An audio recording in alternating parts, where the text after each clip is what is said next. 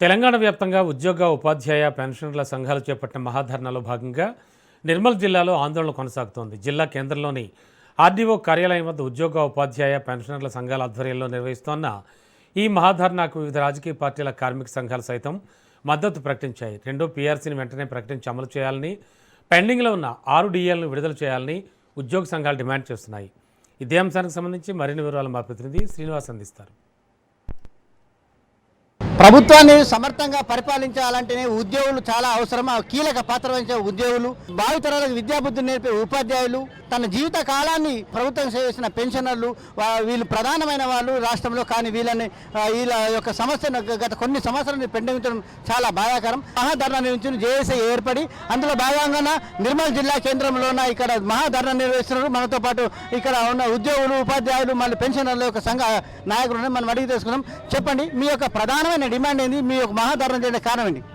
ఏరి కోరి తెచ్చుకున్నటువంటి టీఆర్ఎస్ ప్రభుత్వంలో మరి ప్రభుత్వం ఉద్యోగులు మరి ఎంతో నష్టపోయి ఆ ప్రభుత్వాన్ని కాదని మరి కాంగ్రెస్ ప్రభుత్వాన్ని తెచ్చుకున్న తర్వాత ఈరోజు మరి ఏదైతే మేనిఫెస్టోలో ఇచ్చినటువంటి హామీలు ఒక్క హామీ కూడా నెరవేర్చకుండా మరి ఉద్యోగులను ఎంతో ఇబ్బంది పాలు చేస్తూ మరి నాన్చూడు ధోరణితో ఇవ్వాల్సినటువంటి పీఆర్సీని ఇప్పుడు 3 సంవత్సరాలైనా కూడా ఇప్పటి వరకు మరి పీఆర్సీ ప్రకటించకపోవడము, అంతేకాకుండా దేశ చరిత్రలోనే ఎక్కడ కూడా లేదు 6 DAలు పెండింగ్ ఉన్నాయి. 6 DAలు అంటే మామూలు విషయం కాదు.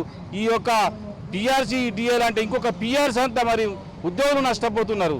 ఎంతో ఆర్థిక భారంతో మరి ఉద్యోగులు ఇబ్బంది పాలవుతున్నారు. ఇప్పుడున్నటువంటి ఉద్యోగుల గౌరవం ఈరోజు ఏమీ గౌరవం లేకుండా పోయింది. ముఖ్య కారణము ఆర్థికంగా ఉన్నప్పుడే మరి ఎవరైనా పరిపుష్టి ఉంటారు. జీవితకాలం అంతా కష్టపడి వాళ్ళ సేవ చేసి తర్వాత పెన్షనర్లకు ఉన్న ఆర్థిక ఇబ్బందులు వాళ్ళకి వచ్చే పరిస్థితి అయితే కనిపిస్తలేదు.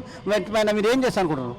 మేమైతే ఏదైతే గతంలో ప్రభుత్వంతో మా కేంద్ర సంఘము చర్చలు జరిపి ప్రతి నెల 2000 కోట్లు అయితే ఏదైతే మన పెన్షనర్స్కు ఇవ్వాలని చెప్పి డిమాండ్ చేసినామో దీంట్లో కూడా ఈరోజు కూడా ప్రతి నెల కూడా కంటిన్యూగా మరి 2000 కోట్లు మరి ఉద్యోగులకు పెన్షనర్లకు విడుదల చేయాలని చెప్పి మా ప్రధానమైన డిమాండ్. అంతేకాకుండా మరి ఉద్యోగులు ఎంతో అనారోగ్య పరిస్థితులు ఏర్పడి మరి హాస్పిటల్లో పాలైనప్పుడు మరి ఎటువంటి హాస్పిటళ్లలో మరి ఉద్యోగస్తులు ఒక మామూలు ప్రజలది కూడా కార్డు తీసుకొని నడుస్తుంది, కానీ ఉద్యోగుల హెల్త్ కార్డు నడవడం లేదు. ప్రభుత్వం స్పందించకుంటే మీరు ఏం చేస్తాను అనుకుంటున్నారు?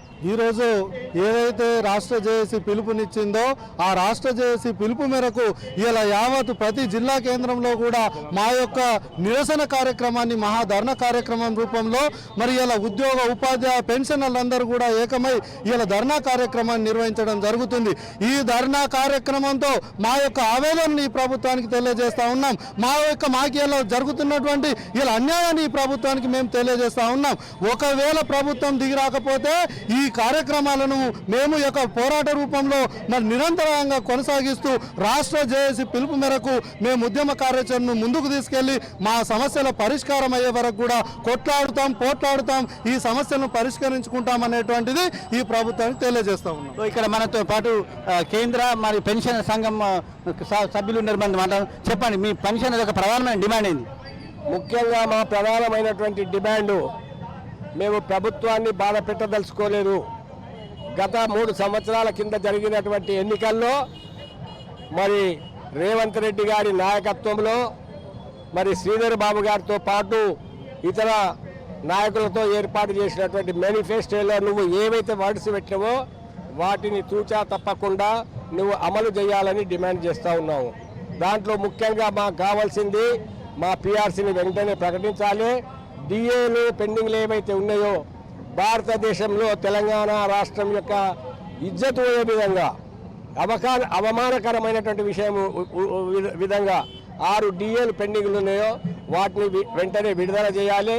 మరి 5 సంవత్సరాలకు ఒక్కసారి రావాల్సినటువంటి మరి పీఆర్సీని మరి ఆ దొరగారు 5 సంవత్సరాలు అయిపోయి ఆ పీరియడ్ పోయింది. 3 సంవత్సరాలు అయింది. నువ్వు వచ్చి మా సమస్యలు ఏవైతే ఉన్నాయో CPSను రద్దు చేసి OPS ఇవ్వడము, 6 DAలు ప్రకటించడము, అదేవిధంగా హెల్త్ కార్డులను 10 రోజులలోనే క్లియర్ చేసే విధంగా మరి మీ చర్యలు ఉండాలి.